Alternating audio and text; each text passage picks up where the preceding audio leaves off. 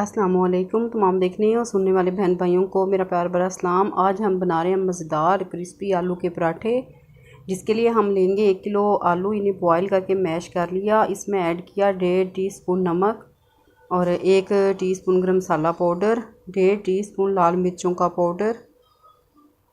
इसके साथ हम ऐड करेंगे 2 बारीक की हुई चॉप प्याज और 2 खाने के चम्मच कूटी हुई हरी मिर्च, साबुत धनिया। इन्हें मिक्स करके मसाला तैयार कर लेंगे।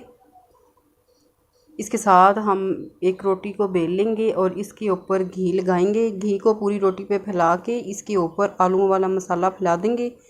पूरी रोटी पे आलूओं वाला मसाला फैला के इसके ऊपर आटा डस्ट करेंगे और दोबारा घी लगाएंगे इसके ऊपर और इसे रोल कर लेंगे। रोल करके दोबारा से इसके ऊपर हम घी लगाएंगे और अब इसको फोल्ड करके इसका पेड़ा बनाएंगे और इसे रेस्ट दे देंगे 5 से 7 मिनट के लिए। रेस्ट देने के बाद आहिस्ता आहिस्ता नरम हाथों के साथ हम रोटी को फैला लेंगे।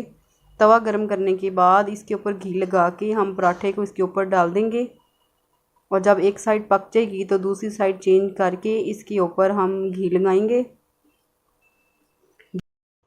घी लगाने के साथ आंच हल्की कर देंगे ताकि हमारा जो पराठा है वो क्रिस्पी और मज़ेदार बने।